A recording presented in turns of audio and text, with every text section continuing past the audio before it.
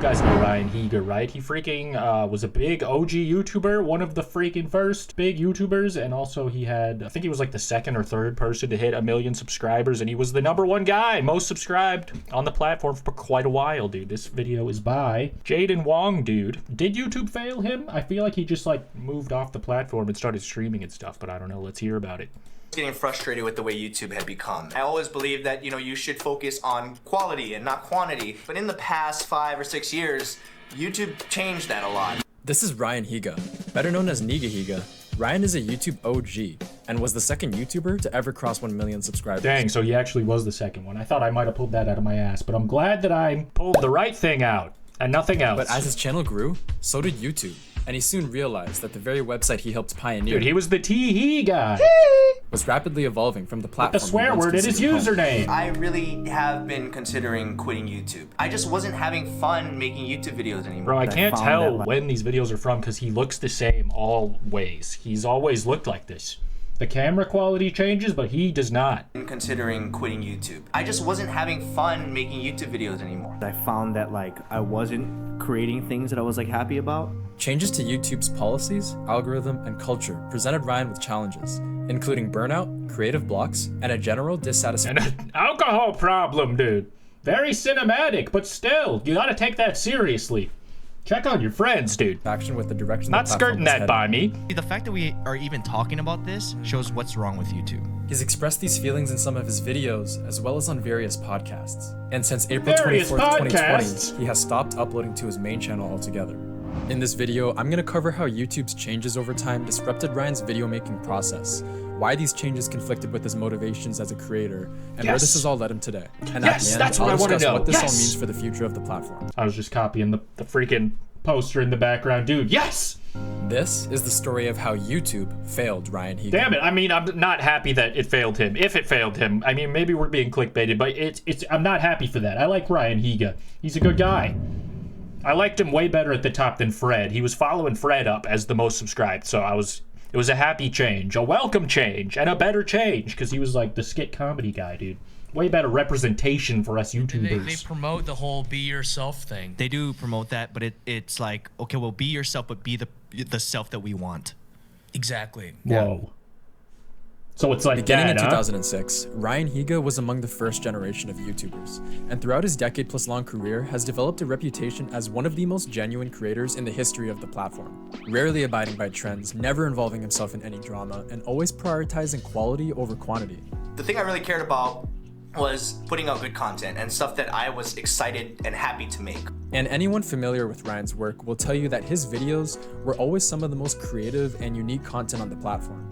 From lip syncs and rants, to skits, vlogs, music, short films, podcasts, stop motion, he's pretty much done it all, and in an era of YouTube that was about broadcasting yourself, Ryan Higa was truly the embodiment of that slogan. But whatever happened— like I freaking said earlier, dude, I was kind of joking, but it was honestly, it felt like a better representation for YouTubers, because Fred was just like a dumb character, and that's what like mainstream YouTube was at the time, was just Fred and nothing else, because I guess Smosh too. Smosh was around. Into that slogan anyway. Our users were already one step ahead of us. They began using YouTube to share videos of all kinds. Ain't no way that's his real name. Jawed? We found this very interesting. He went to the zoo! Why don't we just let the users we love him for that! All about? In December 2005, YouTube debuted the slogan "Broadcast Yourself." This perfectly reflected the platform's culture of embracing self-expression. In YouTube's early days, creators made the content they wanted to make, spoke freely, and didn't feel constrained by the demands of advertisers or the algorithm. I'm in great chocolate pain! But around April 2010, things began to change. The slogan was taken off the logo, Damn. dropped from the webpage title in October 2012, and Dark removed times, from YouTube's dude. blog for good in May 2019. And they probably don't even update the blog anymore. What is a blog, by the way? Perhaps not so coincidentally, YouTube's decision to phase out this slogan happened following the peak of the adpocalypse, a period of time when advertisers began pulling their ads from the platform over concerns about them appearing next to controversial or edgy content. Very scary. I would This led personally to hate stricter if I showed policies up next to regarding that. what content could be monetized, and as a result, content that included dark things like alley. profanity, political subjects, and graphic content were effectively censored through demonetization or age restriction. Now there's so many rules on YouTube. Most of the ideas that I put up got demonetized or age restricted because it's like dangerous things or gross things. I didn't want to put anything close to a swear word in here, even put the beep sound in because I don't want to get demonetized. And I was holding back so many different things that I really wanted to make, I just was too afraid to do it. Videos that I know for a fact that a lot of you guys probably not like or understand, or most Fuck you, Spider-Man! Sorry, I just wanted to make sure we hit all the buttons equally here. likely be offensive. The kind of videos I used to make when I first started YouTube. By this point, it was clear that YouTube was no longer just about broadcasting yourself. So for someone like Ryan, who came up in a time where it was, I can understand how this would be a difficult time to go through. Ryan has spoken out against censorship. I mean, just to play devil's advocate, I suppose. I think YouTube has cooled down on the freaking demonetization. I know that was a big deal for some channels. Mine wasn't really hit that much with it because I make family-friendly content for the whole family for the most part. There was a few like podcasts or stuff that I did where we like swore more openly and said weird shit that got a yellow dollar sign, but for the most part, the backlog was pretty unfazed. But freaking, what was I getting at? Freaking, it sounds like Ryan just lost interest when the freaking bag wasn't as profitable at the time, which, you know, if you're doing this for a living, does matter. I'm not saying that it doesn't, but I was playing the advocate for the devil here, so you, Spider-Man. In the past, and Let's is hear him someone out, who though. strives to stay true to himself in his work. I never used to feel like this. I never felt like I couldn't be Yourself. Yeah, I would have to dumb down the content and take jokes that I thought was funny and kill them for myself. Yeah, also, you freaking, YouTube will always deny this, but demonetized content probably does get less promotion and just less love from YouTube overall, but freaking, you just gotta wait it out. It just ebbs and flows. Freaking now, everybody's edgy again, to be honest, it seems like. To make it good for other people. And I used to hurt, like it literally hurt me. Even in his book, there are several instances where Ryan hints at disagreements between him and his publishing company over censorship of the more dark and not so family-friendly parts of his life story. No creative likes to be censored, and for some, adjusting their work to fit within new constraints comes easier than for others. But Ryan isn't recognized as such a genuine YouTuber for no reason. I guess I was also being kind of incorrect there. I wouldn't say people are edgy again. I would say like the pendulum of everything being super offensive and stuff feels like it has swung back a little bit, but it's not like how it once was either. It hasn't totally reverted. So I can see how having to work People under just these know how to conditions, navigate the YouTube system now. making videos that Or you the know current don't one. fully I don't know what represent I'm saying. you for so me. long can lead to issues like burnout, creative blocks, and a general disliking for the rule makers. But this wasn't the only problem Ryan had with YouTube. It turns out that YouTube discontinued its broadcast yourself slogan just a day after its parent company lost over $70 billion in market cap. A loss that was attributed to changes in YouTube's algorithm that were reportedly efforts to moderate harmful content, but seemed to have inadvertently affected innocent creators who became more susceptible to demonetization and were being promoted less in favor of mainstream media. Not Jimmy Fallon. Great ice cream flavor, horrible talk show man. The key word there being algorithm. It is in his DNA to be different. For me, more than anything, I like to do something that's different. For me, the best videos and what I strive for every week is coming up with a message that I want to say and tell it in a different way. I think I would want my legacy to be around like being on the side of trying to do different things, even at the cost of like being awful or being wrong. I mean, this is obvious enough just by looking at all the different styles of videos in his catalog, but even with his energy drink, Ryan acknowledges that he wanted to Whoa. create something different. Ninja milk? That is quite different. I would like to try that. Did it come out 100 years ago? I would still drink it. Where's it at? And didn't want to compete with the likes of major brands like Red Bull. I wanted to find something that was different because I didn't want to compete with Red Bull because I'm realistic. So given this mentality, I can understand why he might have said things like this. Seeing the kind of content that was suddenly at the top of the food chain, I was subconsciously, I think, getting a little frustrated with YouTube and getting really just bitter, I guess, with what YouTube had become. But this isn't just about what was happening around him. This has to do with Ryan's personal creative.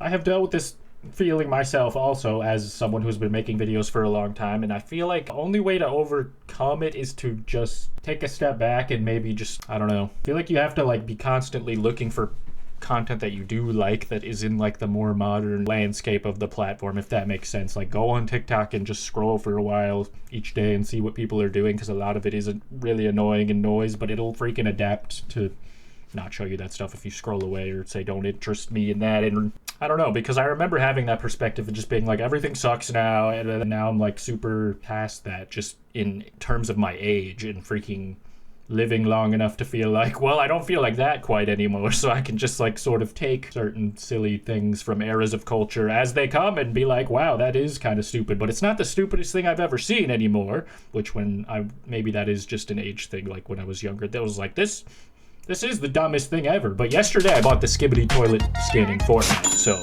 you know, life goes on and on and on. I don't know. When a YouTuber discovers a format that works for them, the obvious thing to do is to keep doing it, make more of those types of videos. But Ryan's goals have always been based on doing things differently from his past work and improving on it. Putting out stuff I've done or stuff that I'm not proud of, I realized that doesn't bring me happiness. Yeah. I felt like I was like doing a formula, and I just got tired of doing the same formula. I was like, man, I keep making these same skits. I know people like them and people think they're smart, but I'm so sick of it. Like, not that I don't want to make skits anymore. It's just I got so tired of doing the same thing. I missed creating new things that I haven't done, and like the feeling of like growth and like doing more and improving, the want to always evolve. To me, that's what I always enjoyed in content. So as YouTube was... I agree, like when you feel like you get to a point like that where you're not necessarily growing or doing stuff that is different, that's probably when you do need to take a step back and reacquaint yourself, because stuff is always changing, like, and you can always like find new ways to do certain stuff. Like back in the day, like freaking reaction videos, I was like, remember when those were like super looked down upon, and now it's like super whatever normal. Like TikTok has sort of normalized everything. Like you really can't go through the internet without seeing someone reacting to some bullshit. It's just kind of a way people communicate now. And I say that just to say the culture is constantly changing. It's friggin' and content is constantly evolving. So if it feels like it's not, I mean, you're probably wrong. I'm advocating for the devil. Don't kill me. And improving, the want to always evolve. To me, that's what I always enjoyed in content. So as YouTube was becoming more algorithmic and formulaic, I can see why this might have introduced obstacles into Ryan's creative process. It's no longer just about putting out good content that you like to make. Nowadays, your videos need to be long enough, they need to keep people watching, the title and thumbnail have to be clickable, and if you find a format that satisfies the algorithm, you'd be a damn fool not to exploit it for all it's worth. Today, YouTube is like this game, where if you want to win... I mean, you could also just say, fuck it, if it really bothers you, and just make your videos as long as you want. Just go film it, edit it, however long it comes out, and just post it. Like, you can still do that. You won't die. Then you have to play by this set of rules, and if you don't, then it's like you're swimming against the current, and eventually you're gonna get washed away.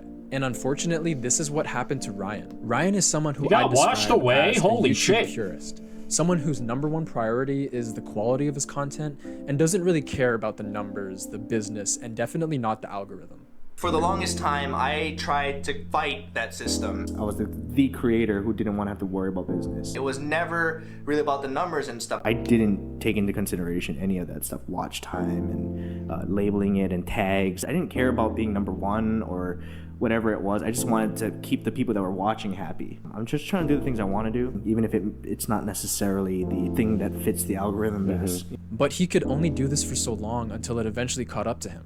The algorithm had switched where like you need to create more content, not less. Even if it's better, you need longer and more content. The kind of content I made wasn't sustainable in that way. The videos got crazier, the times it took to make it got longer. It would take a hit on your income because you're not posting. I started posting some of the videos that I wanted to post, and I felt the consequences. I mean, I saw the views drop, the dislikes go up. But I was just like so over it at that point. That was like a breaking point for me. I was so over. I was like, I'm either gonna quit or I need to change what I need to do. So here he is now, over a decade since he started. And YouTube's changed. Now it's about gaming the system. It's about numbers, business, money. You got corporations out here stealing all your revenue by making copyright claims on any video with copyrighted music. You have creators being exploited by companies, like the fallout between... All right, I don't necessarily agree with some of this stuff that he's saying. YouTube has changed, yes. Opportunity more than they do a craft or an art form. This is how the culture has changed. So if you were to put yourself in Ryan's shoes, what would you do? I liked how YouTube was. Everybody could see great content, when you typed in youtube.com. Now it doesn't really mean anything. It feels like people are either talking to you because they want something from you or something for their business rather than actually getting to meet you. It became about watch time. Listen, buddy, I like things about old YouTube too, but I did not like waiting freaking weeks or months between uploaders for people I was subscribed to. I did not like watching low quality 2-minute videos, you know, once in a while. I like freaking high quality stuff. I like more options, and I like things about modern YouTube as well. Obviously, it's more commercialized, and there's plenty to hate about it and criticize it for, but freaking, I don't know, to just say that it's like freaking everything new sucks and everything old was amazing is just not the case necessarily. Old man yells at cloud. What do I do with this? What's the point if everything gets like just age restricted? I don't want to get demonetized. Probably like half my videos got claimed. The YouTube grind is... I mean, I understand if you're really getting hit with demonetization and the money is not there anymore. That would dissuade a lot of people, I think. And I would probably... Yeah, I mean, I understand that makes sense. Endless. I've been burnt out for like years. For so long, I was just making stuff because I knew it would work versus like something I got excited about. With the podcast, I wanted to be doing this, like speaking like me. I wanted to just show that side of me, but I also, in taking that jump, didn't keep in mind like, okay, what are the repercussions of this gonna be? I felt like I was doing something wrong because it wasn't getting the same kind of views. I tried to change. Oh, so like the podcast didn't perform as well, so that... I could understand if you're like burnt out and then you're trying new stuff and then it's like not doing as good, but freaking, it might just also be hard to hit the heights that he was used to because he was so popular. Freaking, even these videos have like 4 million views, but they're 4 years old. Jeez. Yeah, his podcast did a lot worse. I don't really know what they were talking about. Lots of emojis here. Marquez Brownlee, I like him. Yeah, I don't know. It's not exactly how to be ninja, you know.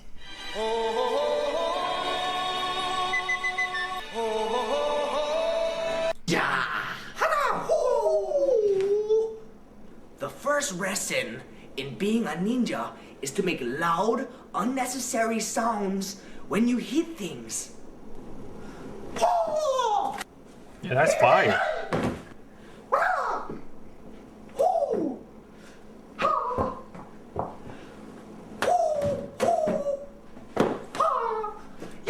Alright, I'd rather watch YouTube quote-unquote slop content of the modern day. I'm so sorry. I like contemporary art. Sue me, dude. Who I was and tried to get views and getting, you know, famous people on the podcast, and it would get views, but it still didn't feel like something I originally set out to do. That's why I was like, okay, I need to chill and like rethink a lot of stuff. I had to change something. Either I was gonna stop doing it, or I had to do something else. Seems like he stopped. Just tried something new. Or did something else. Twitch streaming. I just kept doing it. Pretty much the same way I started YouTube. And I think that's why I like enjoy it, because it's like learning completely different things, you know? It's such a new thing and it's such a different schedule for my everyday for the past like decade. It's been such a long time since I was excited about something. I wake up wanting to do it. I haven't felt... Yeah, I think a lot of YouTubers from the olden days have switched to Twitch, and a lot of them seem like they're doing well on there and they like streaming freaking... I like streaming too. I miss it. I want to get back to it. Regina. What is... Wait, what's going on here? What of a new YouTube title. How does... What game is this? Oh my god. Looks Don't like do shit. it, Roku. Hide your face. You can call me Regina or Regina's. Hello, Regina. Still got it, boys. Still got it. It's been so much fun streaming. I can honestly say I'm a lot happier. All right, here we go. 3, Hell 2, yeah. 1. And he's still got the milk. Is he really still selling that? That's cool. Oh, hell yeah. Okay, dude. Well, it seems like he's happy freaking doing the Twitch stuff and freaking being friends with the offline TV boys. There's so much going on Twitch that I don't really pay much of attention to. I only see like the live stream fails crew. Shout out Jaden Wong. This was a good documentary.